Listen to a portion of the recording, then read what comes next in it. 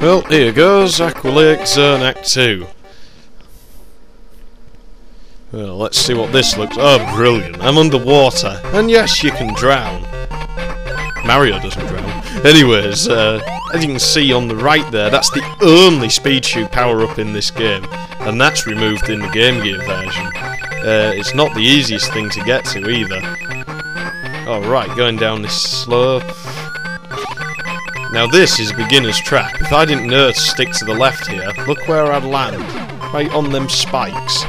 Evil game. Here we have another unique thing about this game.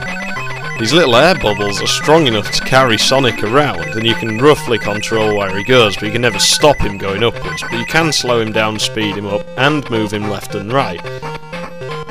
Something else that isn't present in the 16-bit version, I guess. It looks like every zone has its own unique means of transporting Sonic around, which is pretty cool, seeing as adds variety, and variety is what you need in a game. I mean, there's 7 zones in this game, so you'd need something new to keep you entertained. If every zone was the same, wouldn't it just get boring? I mean, that'd be like, imagine playing the first level of Mario over and over again, but that was the actual game, and all it did was change the colour, or like one graphic.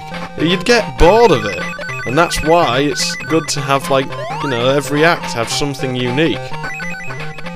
Okay, I think this is about where that power-up is. Yep, it is. Enjoy it while you've got it. That music's absolutely mad, but I kinda like it.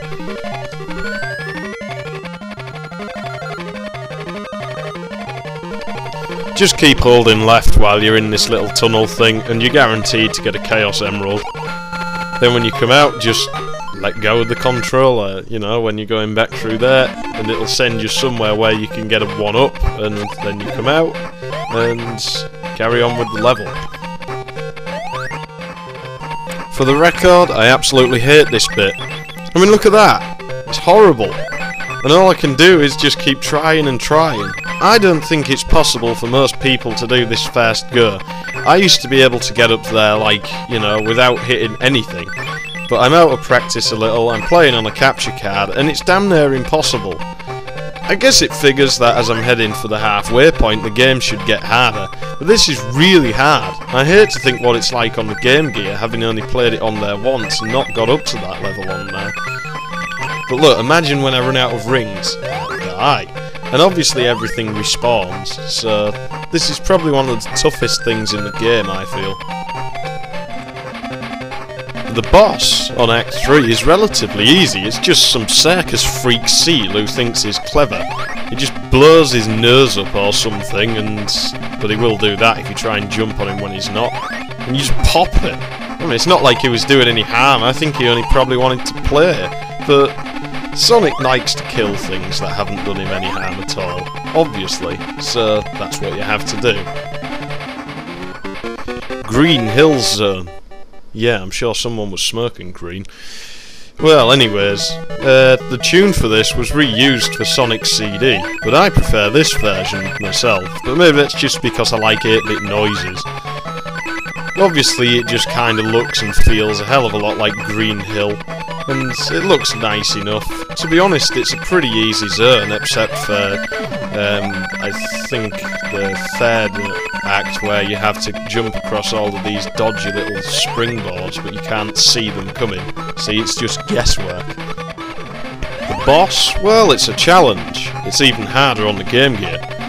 I kind of like this boss because it kind of makes you know that you've now got probably past the halfway point of the game, and that you're going to have to step your game up a little bit if you want to beat it. It's just some sumo pig who thinks he's tough, but he's not as tough as me, so as you can imagine, I beat him and carry on to the next zone. Gimmick Mountain Zone. Yeah, this game's a gimmick. Well, did I say step your game up a little bit? Nah, I'm sorry, I made a terrible mistake. You've got to step it up quite a lot. Here you've got these little spinning wheel things straight away, which are easy enough, except for when the controls bug up and you just fall off them.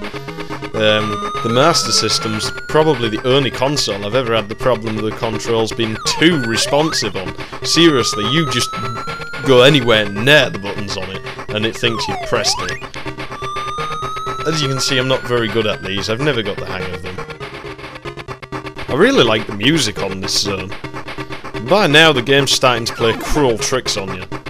Just watch this platform. It goes up, and oh god, I'm gonna get hit by the spikes. Well, no. First time I played it, I ran off the platform and landed on the spikes underneath. But then thinking the next time that, oh, it won't put me in the spikes, I stayed on it, got crushed by the ones up there.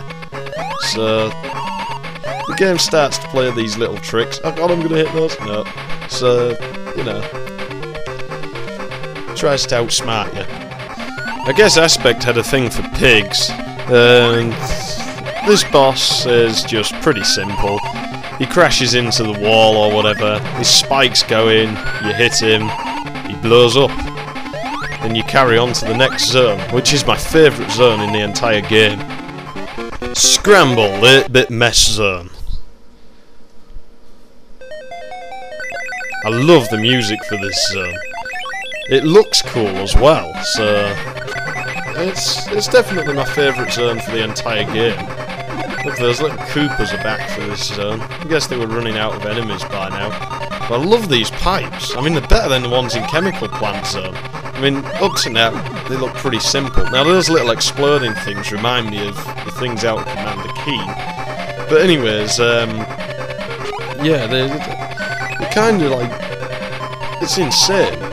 It's insane, this zone. It really is. Oh, look at that. Beginner's track. Now this is a challenge. Look at all these pipes, it's just a mess. How the hell's anyone supposed to navigate these? Obviously I have, but that's only because I've played it a lot.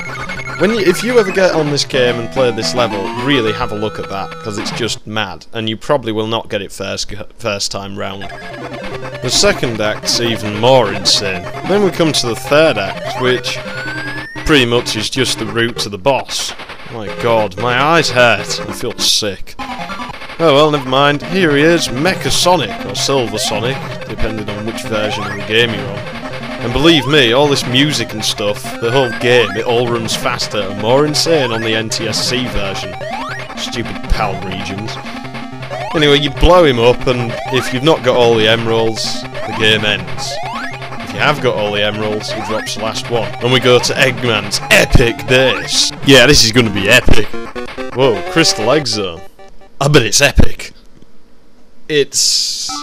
pink. My god, this is Eggman's secret hideout. What the hell is the summer Eggman's not telling us? Well, I reckon so. Maybe it's like... No. Seriously, I can think of no good reason for this, other than that Eggman is, perhaps, gay. But anyway, it just carries on like this. It's not even a particularly hard zone. You just have to walk through a lot of walls, and what the hell did I bounce off then? I thought I should have died. Oh, well, I shan't argue with it. You just play through to the end. But then it changes, quite drastically. Damn right it changes drastically. Watch this. Wow. Kinda reminds me of, like, the last level of the first game. Ah, there's Eggman. Whoa, what the hell? Does he like being hurt? Look at him, he's... Oh, yes! Hurt me, Sonic! It's not right. Why? I guess Eggman is gay. Oh, well, never mind. I guess that means that it's not politically correct to beat him up. And I'm gonna do it anyway. To be honest, this boss is pretty boring. All you do is dodge his flower power by hiding in the pipe, dodge his electric, and his little yellow things that come out. That's it. And just keep hitting him when you get a chance. So you beat Eggman to a pulp and go out here, but just wait for it. Just wait for it. Watch how he runs. Watch how he runs. Look at that! Oh my god! It's really gay. Seriously, that's what I think he's doing. Nothing wrong with being gay, of course, I just don't think it fits Dr. Eggman at all. As you would imagine, Sonic stands there again to let Eggman get away, so they can make another game. And then Tails comes out of the teleporter, after Sonic bends over to receive it, I guess. But, then it just... that's it, end of game. Sonic stands there and flaps his hands about like... what the fuck was all this about? Who knows, Sonic, who knows? then we go on to the ending. Okay, this is ridiculous. I'm going to have to do a third part, so be sure to watch that, but it's going to be pretty short.